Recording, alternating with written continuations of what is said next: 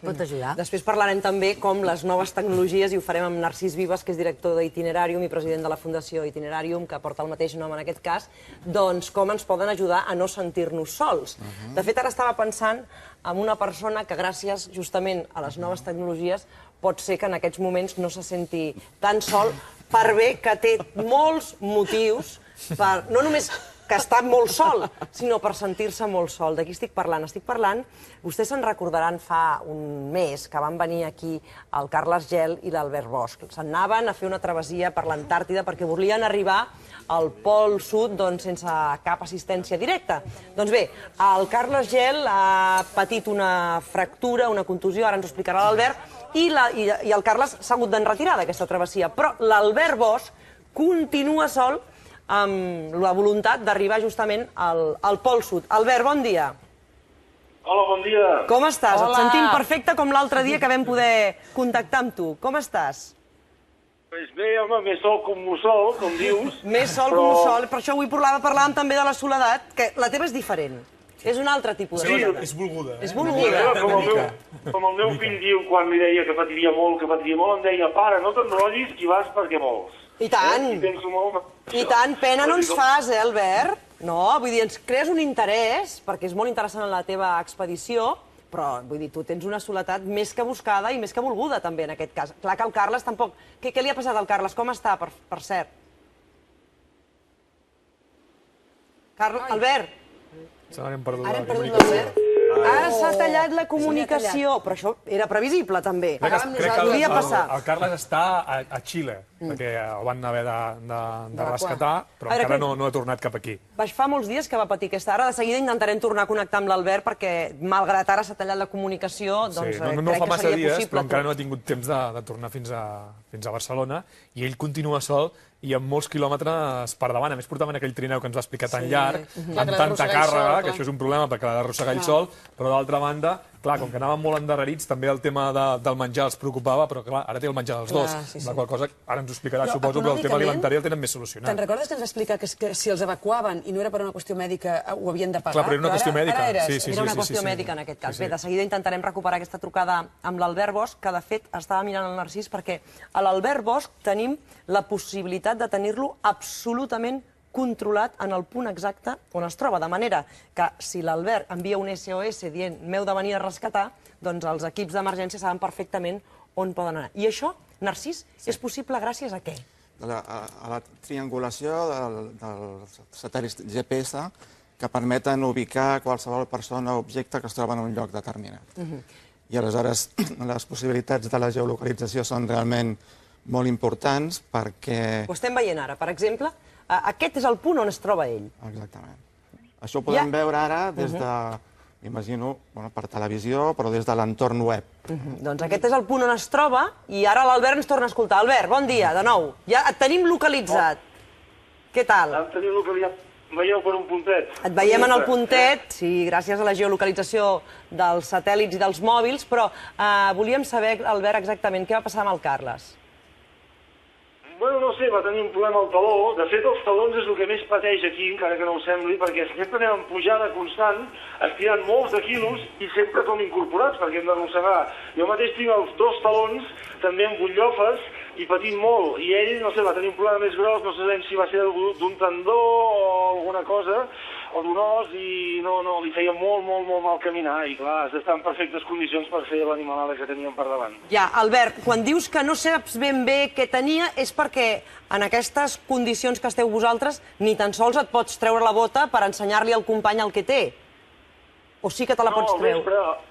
Al vespre vam mirar la tenda i es veia que li feia mal un punt determinat, molt mal, i clar, a la que feia 300-400 metres caminant, arrossegant el pes, es veia com incapaç de continuar, i tampoc podíem fer etapes de 2 quilòmetres, perquè ens en queden uns quants. I va optar per retirar-se i no tenir pitjors conseqüències. Quants quilòmetres us queden, Albert? Bueno, uns quants encara. Ara he passat el primer centenar. N'he fet 115, Mare meva. també fins al primer grau, el grau 81 de la Terra, o sigui, de latitud, que estic a punt d'arribar-hi, arribaré avui o demà màxim, és el punt de més dificultat, perquè és quan hi ha més pendent, la superfície és terriblement irregular, plena d'una cosa que els russos en diuen sastruguis, que és el nom que se'n diu en general, que és neu acumulada i gelada, i clar, passar per allà amb un trineu de 2 metres 10, de 130 quilos és molt difícil, perquè l'has d'arrossegar tibant tot el rato i avances molt poc.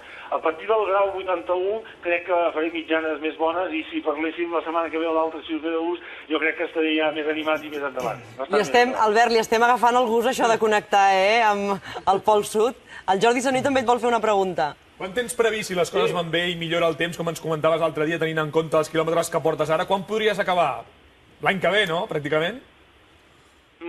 Vull intentar acabar dintre d'aquest any, ja que li vam dir el projecte 1911-2011, no? Doncs jo crec que si tot anés bé, i soc optimista, em permeto ser optimista tot i les condicions que estic, jo crec que entre el 28 i 31 de desembre podria acabar, si tot va bé. Si no, la setmana de Reis o l'altra, aquí no ho saps mai, perquè si m'estic 10 dies més dins la tenda, cosa que no crec, perquè ara ja m'he acostumat també a afrontar condicions una mica més extremes, doncs jo crec que cap a final d'any, si em mengés el raïm a la base nord-americana... Portes raïm? Portes raïms? Et deu haver congelat el raïm ja?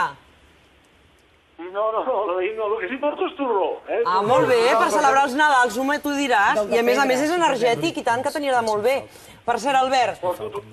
Pixona i de Iema i molt bé. Molt bé. Com va ser la decisió, suposo no fàcil, en el moment en què parles amb el Carles perquè ell té aquest dolor al peu i sembla que no acaba de seguir el ritme que toca per fer la marca que vosaltres us proposàveu, de dir, Carles, ho has de deixar, o Carles dient de si mateix ho he de deixar? Com va ser aquell moment, aquell diàleg? Home, doncs va ser un dilema, perquè per un costat jo dedicava molta energia, i la seva parella també, i el seu germà també, a convèncer-lo que continués, perquè a mi primer que em feia il·lusió com a company, perquè em convenia com a expedició, però per l'altre costat arriba un punt que no pots dedicar més a convèncer-lo, perquè, clar, una persona no pot anar contra el seu físic, no? Arriba un moment que només continuar per cap és contraproduent per ell i pels dos, per l'expedició. I és intel·ligent que sigui així, no? És intel·ligent que sigui així, és a dir, també dins de la vostra repte que us heu marcat, és molt important saber dir aquí m'he d'aturar perquè no puc arriscar més. Sí, has de ser tan valent, has de tenir tanta valentia per tirar endavant com per saber retirar-te en el moment adequat, tant amb això com amb les muntanyes, etc. Sobretot. Va ser moments durs perquè per ell era una decepció gran i a més jo tenia el dilema de què feia, si l'acompanyava o em quedava. O sigui, va ser uns moments molt intensos a nivell mental, perquè també us diré una cosa, que he vist, ara me n'estic donant que hi ha una cosa molt pitjor que fer a l'Antàrtida en solitari. Què és què? És fer solitari sense haver-ho previst. Clar.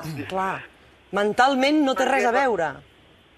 Clar, perquè la gent que fa aquestes borrades en solitari, que hi ha gent que fa coses en solitari, es prepara durant molt de temps, tant logísticament, perquè el material sempre és especial, jo per exemple no portaria una tenda tan grossa, etc., com sobretot mentalment.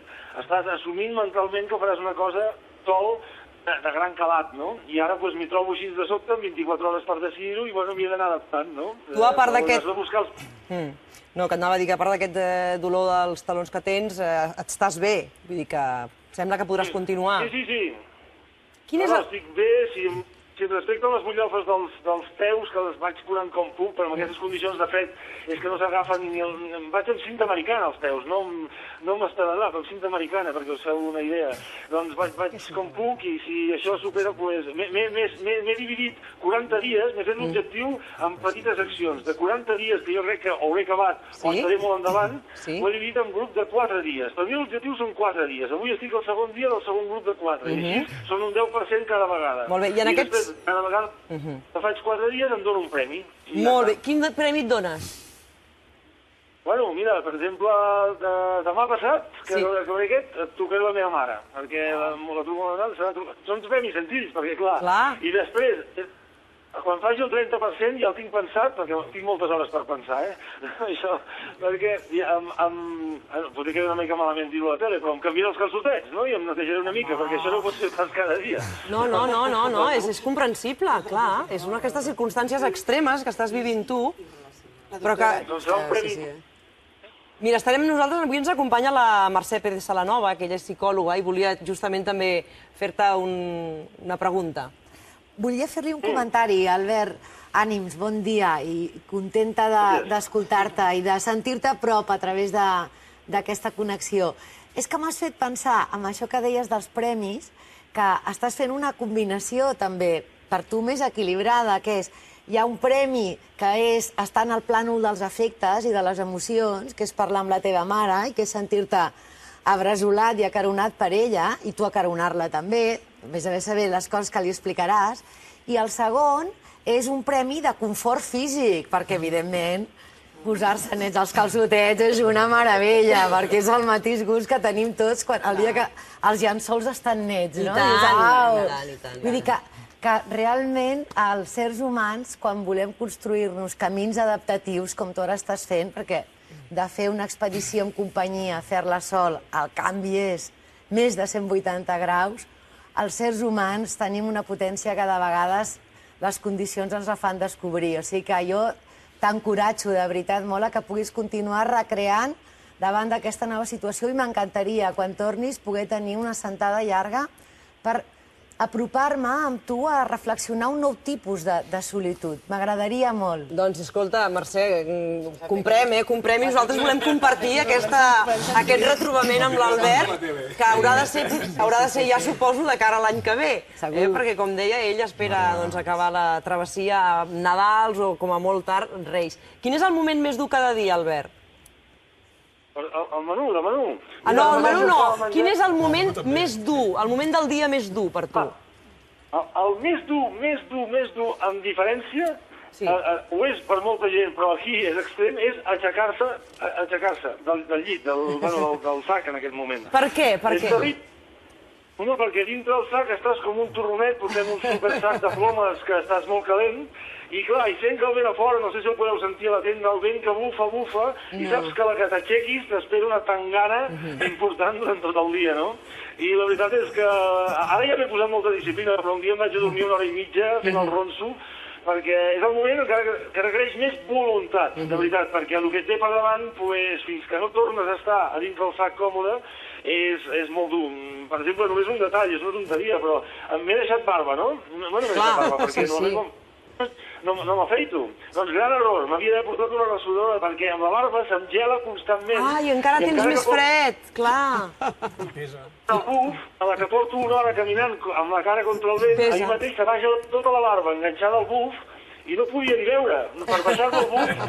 Això quan ho escriguis, les teves memòries i les teves expedicions, has de posar-ho pels qui vinguin després, que ho tinguin clar, que la Gillette és molt important. Albert, a quants quilòmetres et queden ara? Relat Montsent, el primer que va fer el Pol Sud, que la barba és una cosa incòmoda amb les zones polars, però no ho havia llegit abans. Per cert, Albert, les noves tecnologies t'ajuden molt a sentir-te acompanyat? Sí, home, és fonamental. Penseu que ara mateix on estic, és que no hi ha res és absolutament res a lo que allarga la vista. La primera persona viva aquí està a 400 quilòmetres a una base o 1.000 quilòmetres al Pol Sud. Després, l'únic nexe que tinc amb la realitat, podríem dir, és aquest telèfon satèl·lit del qual parlo, que el cuido moltíssim, en porto 2, per si de cas, en porto 2, i em serveix per comunicar-me amb la meva dona cada dia, per actualitzar la web i per parlar amb nosaltres de tant en tant. Moltíssimes gràcies, Albert, molta sort en el que et queda de travessia. De quants quilòmetres estem parlant? Home, ara me'n queden uns 1.020 o uns 1.030. Déu-n'hi-do, perquè n'has fet 100 i... Fes un 10%. Un 10%, sí. Bé, doncs nosaltres continuarem buscant-te amb el que queda de travessia. Abans de Nadal et desitjarem bon Nadal. Que vagi molt bé, Albert. Deia ara l'Albert Narcís que... Moltes gràcies, fins ara, que vagi bé. Que vagi bé, que se sentia acompanyat, tot i que no té ningú al seu voltant amb 400 metres, però les noves tecnologies fan que et sentis al costat de la gent. Ajuda moltíssim,